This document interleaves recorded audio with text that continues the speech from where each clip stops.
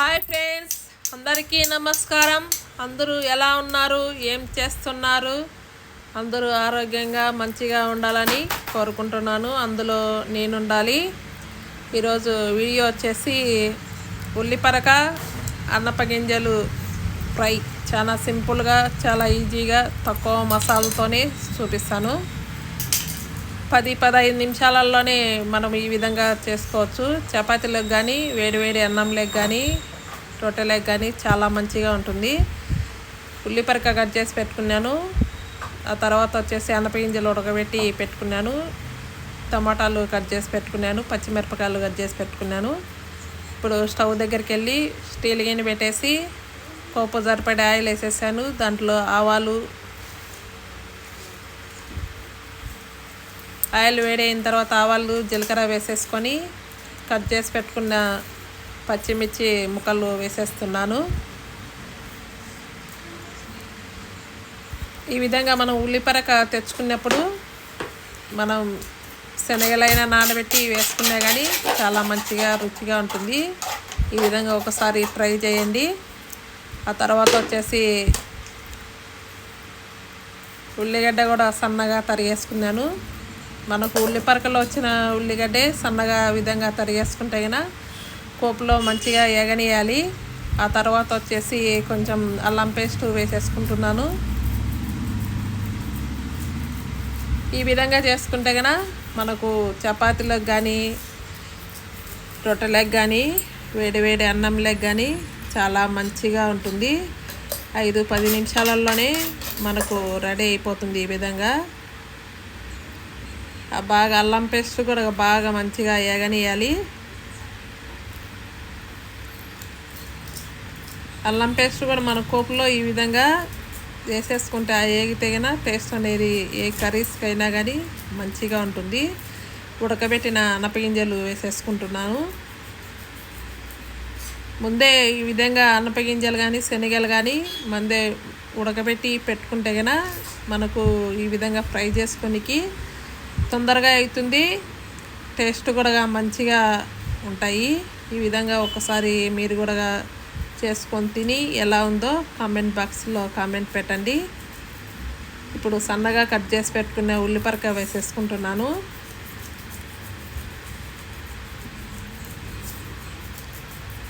ఆ విధంగా మంచిగా కలిపేసుకోవాలి.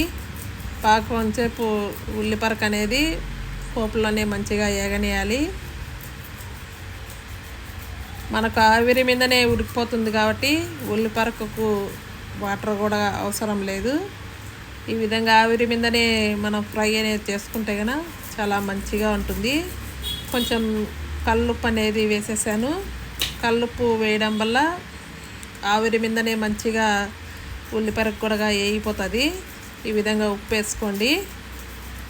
ఆ తర్వాత వచ్చేసి ప్లేట్ వేసేసాను. మళ్ళీ ప్లేట్ తీసేసిన తర్వాత వాటర్ చూడండి, మనం ఉప్పు వేయడం వల్ల వాటర్ కూడా వచ్చేస్తాయి. ఆ విధంగా మంచిగా కలబెట్టుకున్న తర్వాత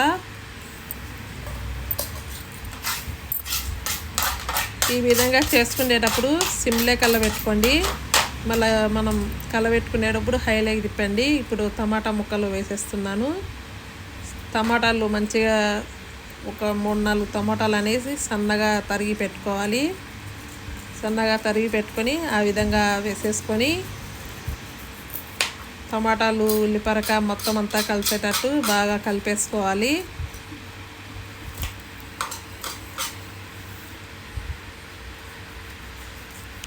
టమాటాలో కూడా వాటర్ శాతం ఉంటుంది కాబట్టి మనకు వాటర్ కూడా అవసరం లేదు.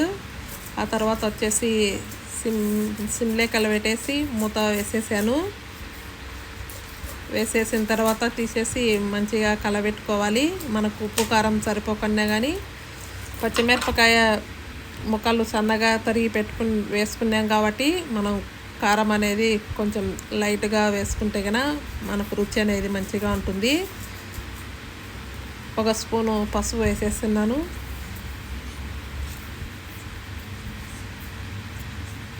ఈ విధంగా తక్కువ మసాలాతోని ఫ్రై చేసుకోండి. కొంచెం ధనియాల పౌడర్ వేసేస్తున్నాను.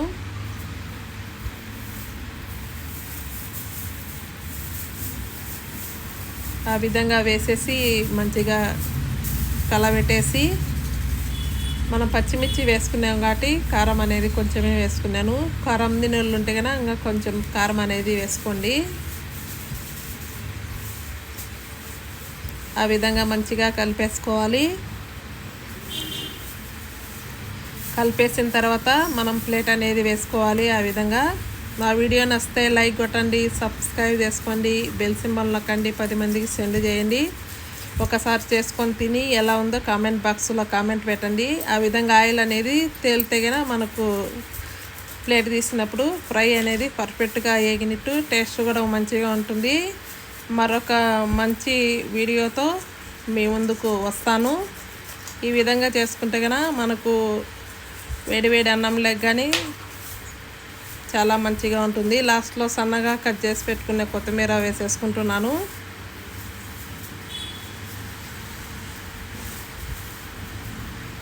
మనకి ఈ విధంగా 5-10 నిమిషాలలోనే ఫ్రై అనేది మంచిగా అయిపోతుంది. చాలా టేస్ట్ ఉంటుంది, కమ్మగా కూడా ఉంటుంది. ఇలా మంచిగా ఏం చేసుకోవాలి, ఆయిల్ అనేది మనకు ఏగితేనా మంచిగా బయటకు వచ్చినప్పుడు మనకు పర్ఫెక్ట్గా అయినట్టు. ఇలా చేసుకొని తిని ఎలా ఉందో కామెంట్ బాక్స్లో కామెంట్ పెట్టండి. మరొక మంచి వీడియోతో మీ ముందుకు వస్తాను. లైక్ అయితే కొట్టండి. బాయ్.